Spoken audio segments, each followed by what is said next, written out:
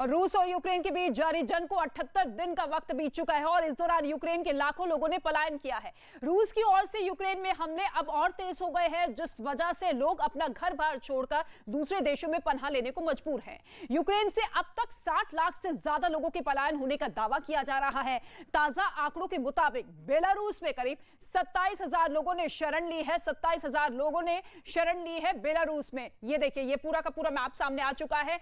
Ukraine की कुल आबादी की बात की जाए तो 4 करोड़ 40 लाख आबादी है यूक्रेन की, जिसमें से पलायन अब तक 57 लाख लोग कर चुके हैं। और यूक्रेन के जितने भी पड़ोसी देश है वहां पर इस वक्त लोग जो है शरण लेते हुए नजर आ रहे हैं। सबसे पहले बेलारूस की बात की जाए, बेलारूस जिसके जरिए लगातार रूस अपने हमले तेज करता हुआ नजर आ रहा था, बेलारूस में करीब 27,000 लोगों ने शरण ले ली है। और इसके साथ ही दूसरी तरफ आप देखें तो 32,34,000 लोगों ने पोलैंड बॉर्डर क्रॉस कर लिया है, यानी कि पोलैंड की तरफ भी बढ़ते हुए नजर आ रहे हैं यूक्रेन के लोग। इसके साथ ही स्लोवाकिया, यूक्रेन के 4 लाख लोगों ने स्लोवाकिया में भी पनाह ली है। इसके साथ ही हंगरी, जो कि बेहद नजदीकी देश है यूक्रेन का और दोस्त भी कहा जाता है, ऐसे में हंगरी में 5,72,000 लोग अब तक जा चुके हैं, पलायन कर चुके हैं।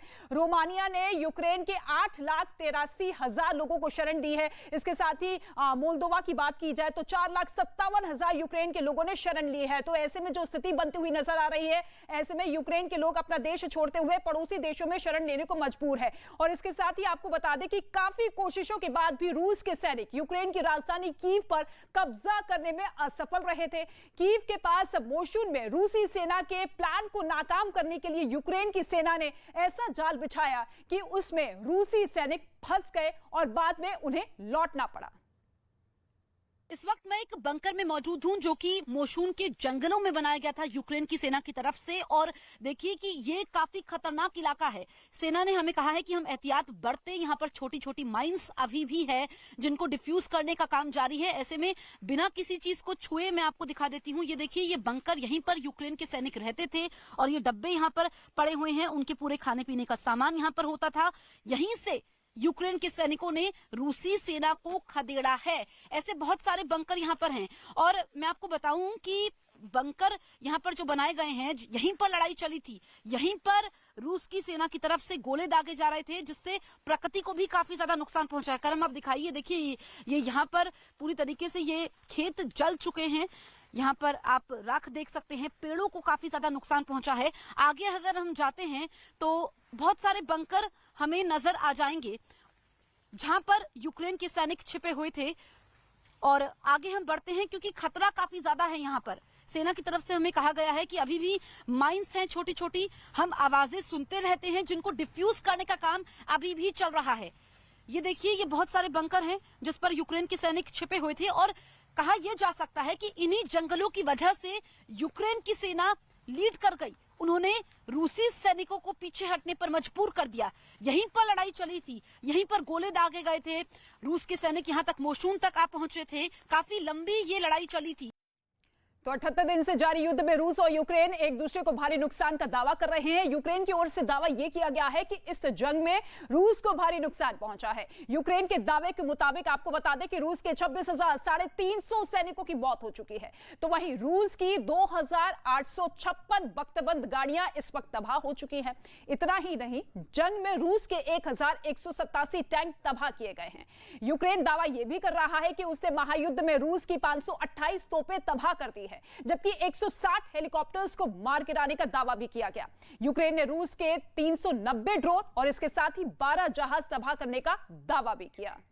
और अमेरिका यूक्रेन को हथियार भी दे रहा है, ट्रेनिंग भी दे रहा है, ताकि जेलेंस्की की फौज रूस को हरा दे। लेकिन हैरत अमेरिका के नए दावे पर है। अमेरिका की खुफिया एजेंसियों का यह दावा है कि पुतिन का यह युद्ध अभी खत्म होने वाला नहीं है। यह रिपोर्ट आप देखेंगे तो पता चलेगा कि आखिर अमेरिका इस जंग के बारे में क्या जानता है और वो कौन कौन सी बातें दुनिया से छुपा रहा है।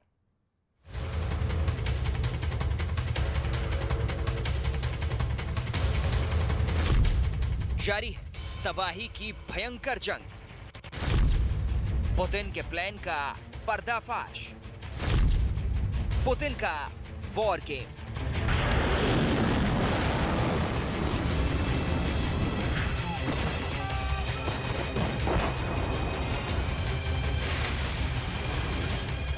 रूस और यूक्रेन के बीच जंग और तेज हो गई।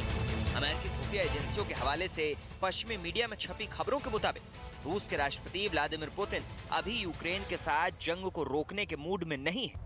अमेरिकी खुफिया एजेंसियों का कहना है कि राष्ट्रपति पुतिन अभी यूक्रेन जंग को और लंबा खींचना चाहते हैं और अपने इस प्लान पर काम कर रहे हैं।